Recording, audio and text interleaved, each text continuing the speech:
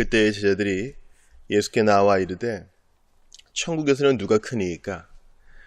예수께서 한 어린아이를 불러 그들 가운데 세우시고 이르시되 진실로 너희에게 이르노니 너희가 돌이켜 어린아이들과 같이 되지 아니하면 결단코 천국에 들어가지 못하리라.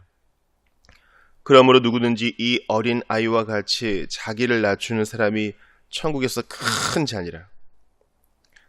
또 누구든지 내 이름으로 이런 어린아이 하나를 영접하면 곧 나를 영접함이니 누구든지 나를 믿는 이 작은 자 중 하나를 실족하게 하면 차라리 연자 맷돌이 그 목에 달려서 깊은 바다에 빠뜨려지는 것이 나으니라. 아멘. 하나님의 말씀입니다. 하나님께 감사합니다.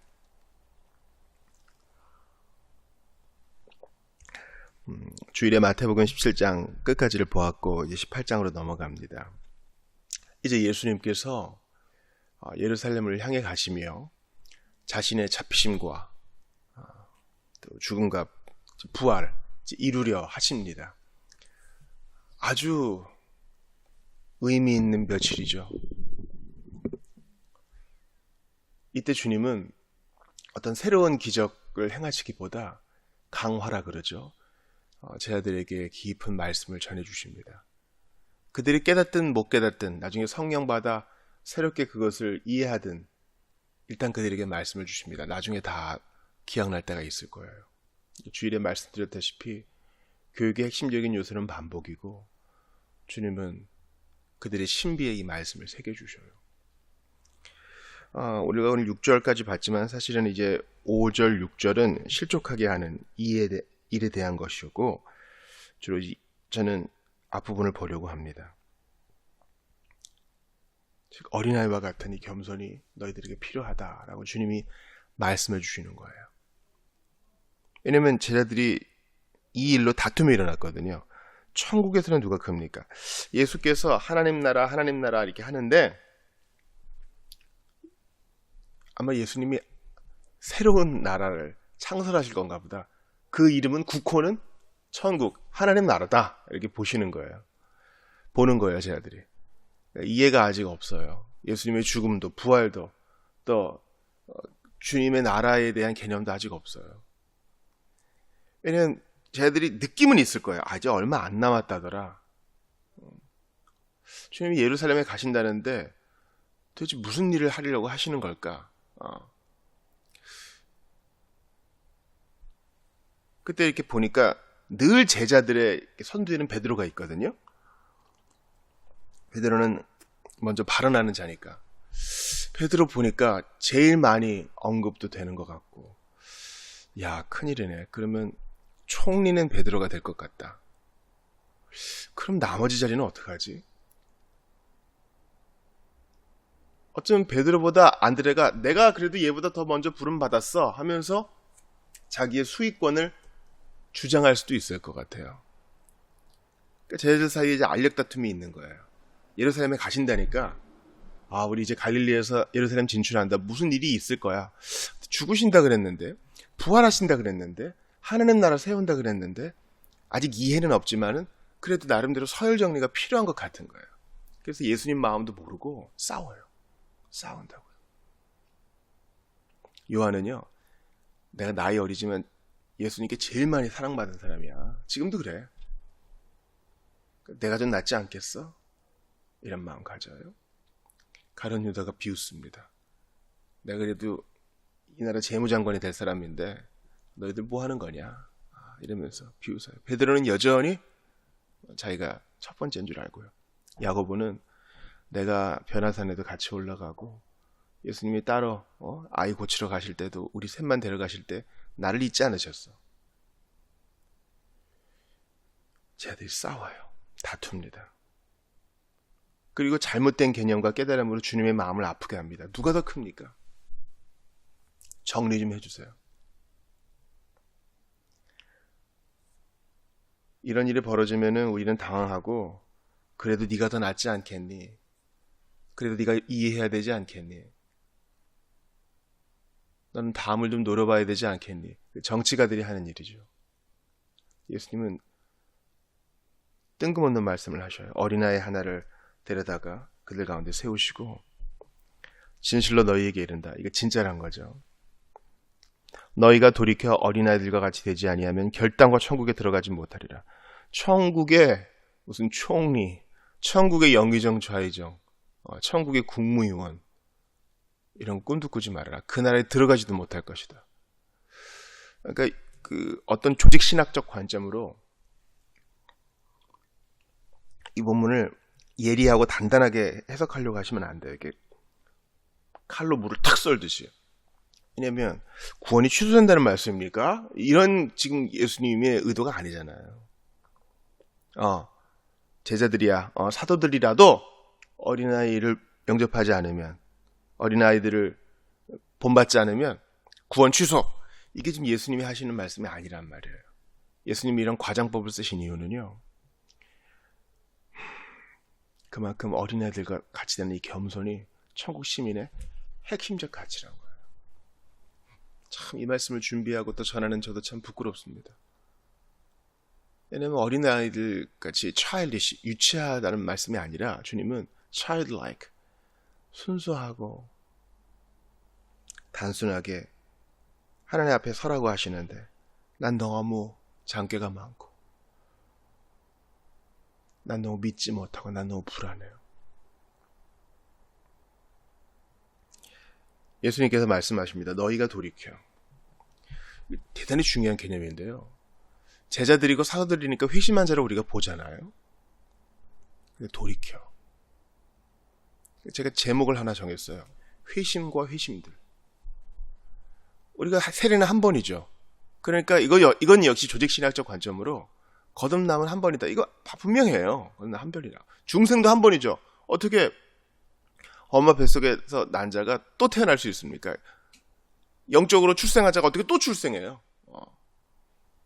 그러니까 거듭남과 칭의와 중생 이후에 성화가 딱 붙어서 같이 가는 거잖아요. 근데 주님은요, 이 돌이켜.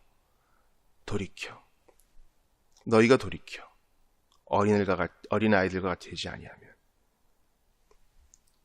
그러니까 작은 회심들이라고 부를 수 있는 사건을 말씀하세요. 그러니까 이것을 신학적 회심이라고 말하든 안 하든 돌이키는 것은 늘 필요해요. 왜냐면 이건 우리가 체험적으로 아는 거죠. 예수 믿고 나아가는 성도가 있어요.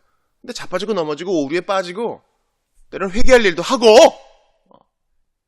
잘못도 하고 그러잖아요. 잘못 판단하고 입술에 부족함이 많고요. 못 참아. 성미가 막 있고 그때 돌이키는 거예요. 신자는 이제 잘 들으세요. 한 번도 돌이킴이 필요 없는 사람이 아니에요. 한 번 돌이킨 이후에 그의 BC와 AD를 가리키는 생애적인 돌이킴을 경험한 이후에 계속 작은 돌이킴 속에 사는 자가 바로 신자예요. 그리스도인은 그렇습니다. 쟤들 보세요. 얼마나 많이 돌이켜야 돼요. 돌아서는 거죠. 잘못된 생각에서 돌아서는 거고 잘못된 행실에서 돌아서는 거죠.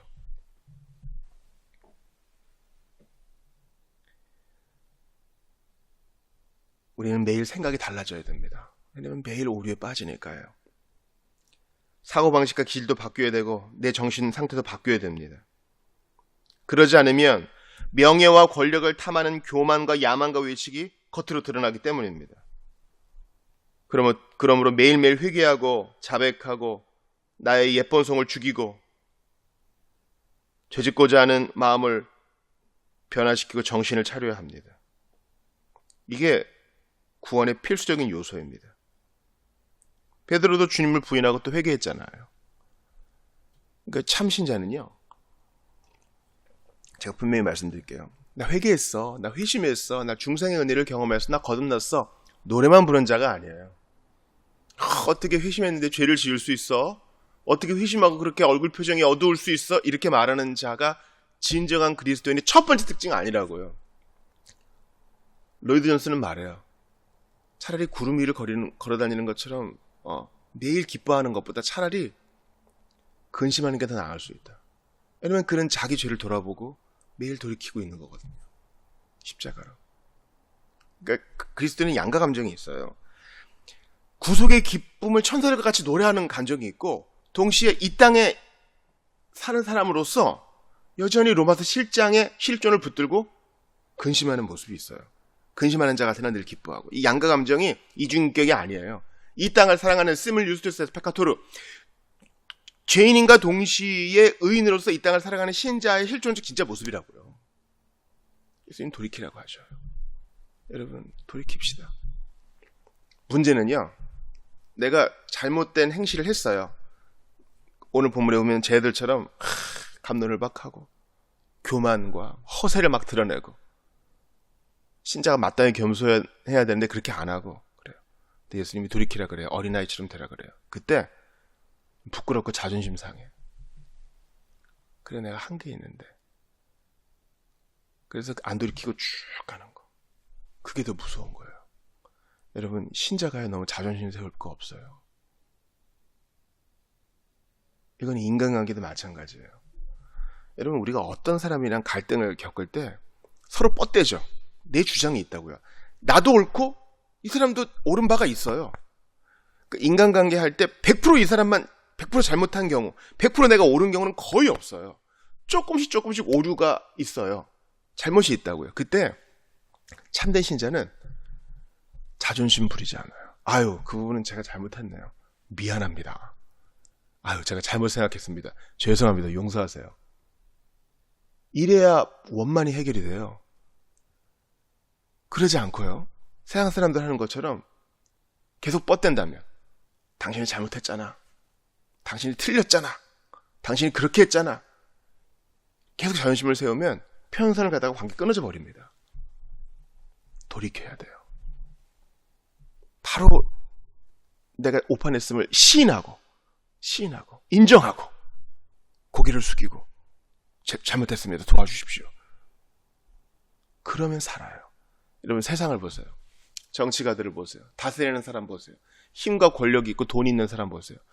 잘못했습니다. 도와주십시오. 이걸 못해서, 이걸 안 해서 삶이 나락으로 빠지는 경우 있지 않아요? 잘못했습니다. 도와주십시오. 그리고 안 하면 돼요. 또 반복하지 않으면 된다고요.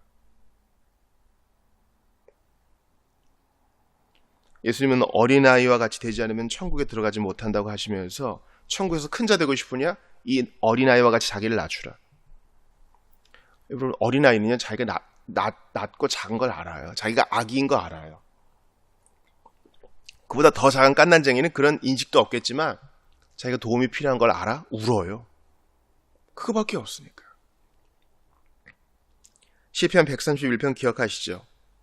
젖된 아이가 그 어미 품에 있음 같이 내가 큰 일과 미치지 못할 기이한 일 힘쓰지 않습니다.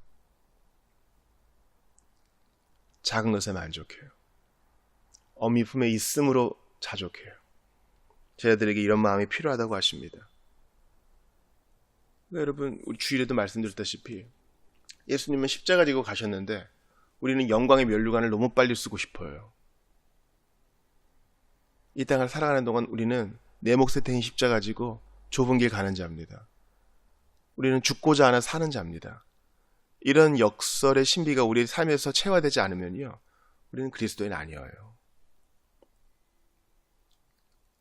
예수님처럼 겸손의 길을 가야 되는데 예수님 스스로 자기를 아무것도 아닌 자로 여기셨죠.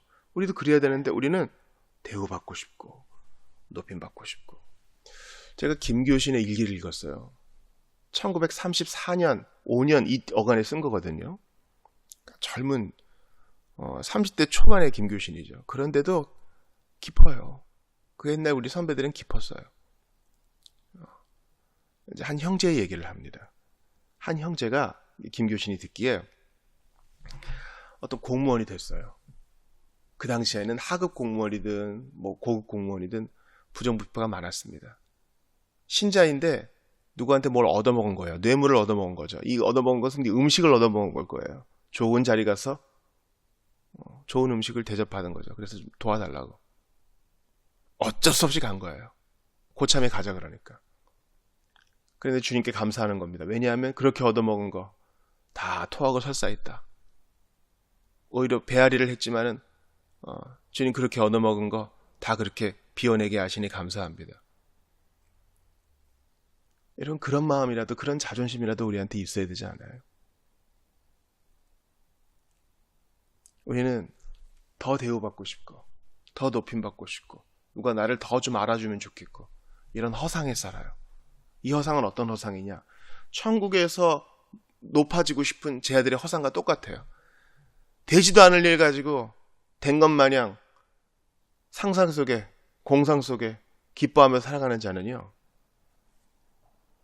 제자로서의 바른 모습을 보여주는 게 아니에요. 여러분, 우리가요 미치지 못할 큰 일을 힘쓰지 아니한다고 시편 기자가 얘기하는데 우리는 헛된 망상에 빠질 때가 많아요. 우리 AA 선생님들 모일 때 망상에 대해 많이 하거든요. 술을 안 마셔도 마른 주정이라고 해요. 마찬가지로 거듭난 신자라 그래도요, 망상 속에 살아요. 아니, 내 몫을 땐 십자가 지고 좁은 길 가면서 할 일이 얼마나 많은데 망상 속에 헤매요. 그러니까 SNS 조심하시고 혼자 있는 것과 공동체를 같이 있는 것 균형을 잘 잡으셔요. 그리고 그럴 시간이 어디 있어요, 여러분?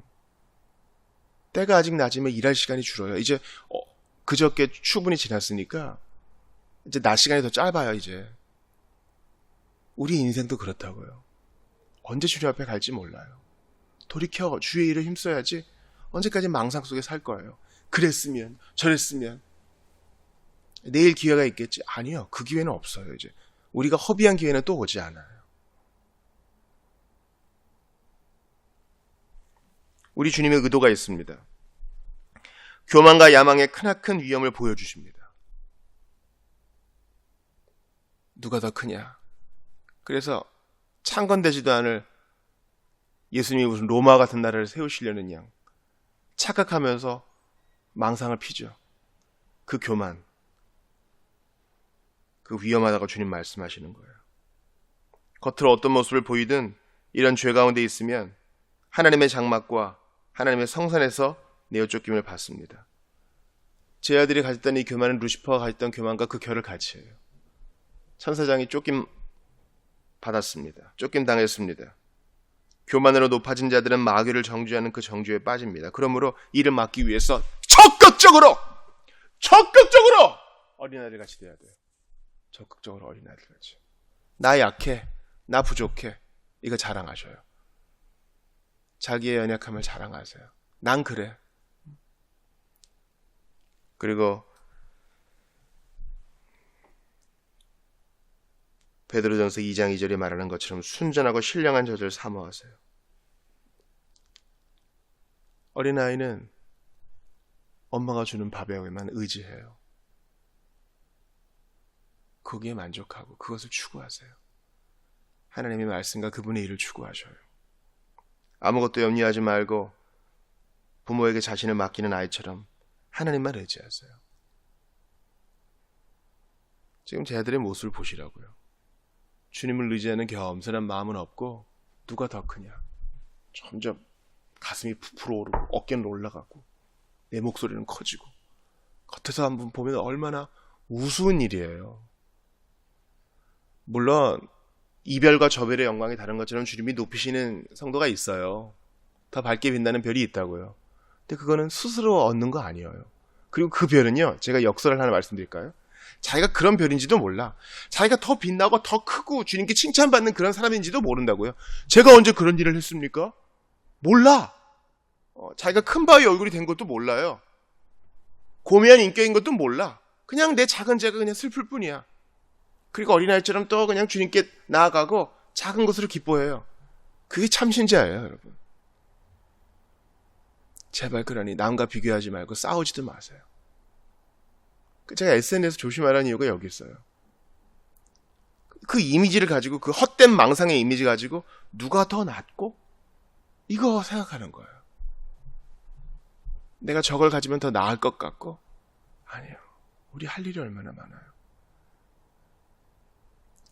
저는 감히 이런 생각도 해봅니다. 예수님의 이 초림과 그 죽음에 대해서 제 아들이 대부분 이해 못했어요. 그들은 아직 성령 받지 못했고 성경도 없었죠. 마찬가지로 예수님의 재림과 마지막 때에 대해서 우리도 제 아들처럼 우둔할 수 있어요. 근데 그걸 당연히 여길 수 없어요. 왜냐하면 우리는 이미 성령 받았고 성경도 있고 경건을 촉진시킬 만한 여러 자료들이 차고 넘치잖아요.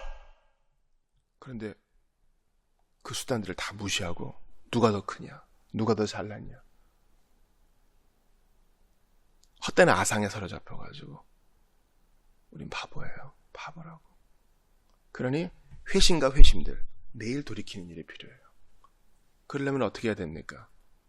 어린아이들처럼 당차게 울으세요. 어린아이는 그거밖에 없어요. 당차게 울으세요. 아버지가 들으실 수 있게. 도와달라고 좀 하세요. 매일 하세요. 여러분, 신실한 장로님이 있어요. 자기 바쁘다는 거. 그분은 의사인데요. 여러분, 의사가 신경 쪽을 하시는 의사인데 통증을 호소하고 아픔 때문에 찾아오는 의사가 얼마나 많습니까? 또 자기 연구도 있을 테고 발표도 있을 텐데. 주일에는 와서 하루 종일 교회에 있지만 평일은 6일은 정신없이 바쁘다는 거예요. 이해가 됩니다. 또 이른바 명의 이렇게 소문이 나니까 전국에서 사람들이 오잖아요. 어떻게 할 수가 없어요. 그런 사람에게 어떻게 제자의 길을 가라고 합니까? 할 수 있어요. 어린아이처럼 당차게 오는 거예요. 우리가 아무리 바빠도 살면서 5초 10초 짬을 낼 수는 있거든요. 화장실은 갈 거 아니에요. 차가 신호에는 걸릴 거 아니에요. 자기 위해서 침상에 누울 거 아니에요. 밥은 먹을 거 아니에요. 핑계예요. 바빠서 못한다는 건 핑계고 주님께 언제든 마음을 열어 당차게 울을 수 있어요. 도와달라고. 그러니 여러분, 사람 앞에 소리 높이지 마시고 하나님 앞에 소리 높이세요. 사람 앞에서는 입 닫으시고 하나님 앞에 마음을 여세요. 그럼 칭찬 들을 것이 그분께만 있어요. 높아 보이고 커지는 사람도 있으면 그러라 하세요. 그들은 자기 멸류관 이미 다 받은 거니까.